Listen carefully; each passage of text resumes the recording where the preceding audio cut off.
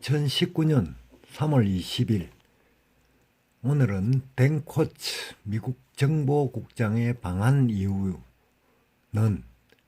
한미동맹의 파탄, 북한, 이란, 수단 같은 불량국가가 될 수도 있음을 이라는 것을 제목으로 말씀드리겠습니다. 댄 코츠, 이 사람입니다. 미국 국가정보국 국장이 19일 2박 3일간 이정으로 전격 방해로 대북 정보를 수집, 남북 접촉 내용을 공유받기 위해서다. 코츠 국장은 중앙정보국, 연방수사국, 국가안전보장국, 국가정보국 등 17개 정보기관을 통할하는 미 정보기관 최고의 수장이랍니다. 오늘 20일 청와대를 방문, 문재인 대통령을 접견한 것으로 보도가 되었으며 2차 북미 정상회담 결렬 이후 양측 간의 날선 신경전이 이어지는 상황에서 남북미 3자 정보라인이 총동원이 돼 남북관계 활로를 모색할 것으로 관측된다. 자, 코츠 국장의 방한 이유가 매우 궁금한 이유는 그가 북한 핵무기 포기에 대해서 아주 부정적인 견해를 개진해 왔으며 1월 말 상원정보위원회 청문회에서는 북한이 대량 살상무기 보유 능력을 유지하려고 노력할 것이며 북한 지도자들이 궁극적으로 핵무기를 생존에 결정적인 것으로 간주하기 때문에 핵무기와 생산 능력을 완전히 포기할 것 같지 않다라고 보고했다는 대목입니다. 스티븐 비건조차 최종적이고 완전히 검증된 비핵화를 확인하고 있으며 비건은 북한이 핵무기는 물론 대량살상 무기를 모두 제거해야 한다는 입장에 얼피력하면서 존 볼턴 국가안보보좌관의 강경 입장과 맞물리면서 하노이 회담 이후 미국의 대북 기류가 한층 강경한 쪽으로 기울어진 조짐을 보이는 시기에 코츠 국장의 방안은 우리 정부를 긴장케 하고 있는 것 같습니다. 자, 여러분, 워싱턴 DC 일각에서는 한국 정부가 유엔 안보리와 미국의 대북 제재를 소홀히 하고 이를 위반한다면 한미동맹은 파탄 위험에 직면할 것이라고 우려를 표하고 있답니다. 석탄을 몰래 빼돌리고 아주 금융은행의 금융제재 경고조차 받은 우리 정부입니다. 미국은 모든 것을 다 보고 있는 것 같습니다.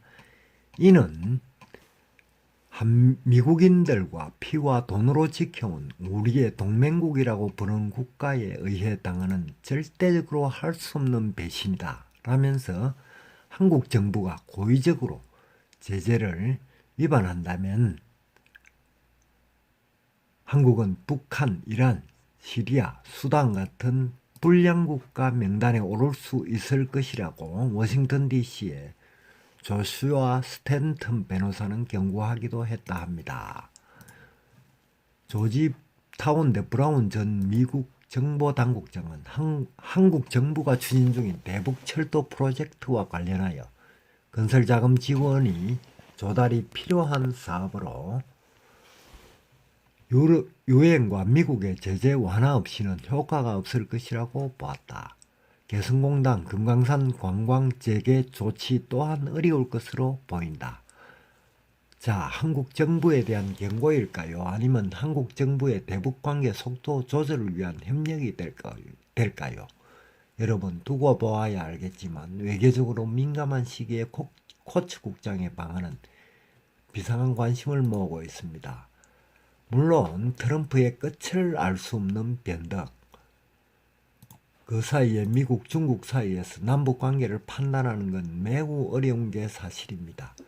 그러나 현재 문재인 정부의 김정은의 대변인이라는 입장을 정확히 파악하고 이에 붕괴하는 미국 언론계라든지 정계, 국방성, 국무성 등의 입장은 이제 까딱하면 문재인 정권에게 중매 실패의 매를 들 수도 있다는 지점에 와 있다는 것입니다. 여러분, 문재인과 그 주사파들, 종북 김정은 세력들은 김정은에게 평양행 기차를 태워가 보내버리면 그만이지만 오늘 힘겹게 살아가는 대한민국 국민들이 무슨 죄가 있습니까? 자영업자는 망하죠. 경제는 어렵죠. 알바자리조차 힘들고 있죠. 이 와중에 미일과 동맹을 하지 않고 어떤 경제적 보복을 당할지 얼마나 걱정이 되는 시기입니까? 국민 여러분, 우리 586, 저도 50대지만 이서방, 김서방 여러분, 오늘 국민의 선거 한 표, 이 한 표 대가가 얼마나 혹독하고 여러분들의 그 호주머니를 틀어버리고 나아가 가족을 몰살시킬 수도 있음을 잊지 맙시다.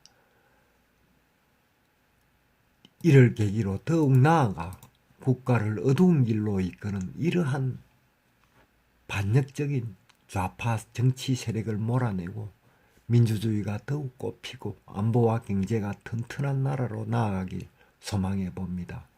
어려운 시기 힘내서 여러분 모두 역경을 헤쳐나가길 기도합니다. 감사합니다.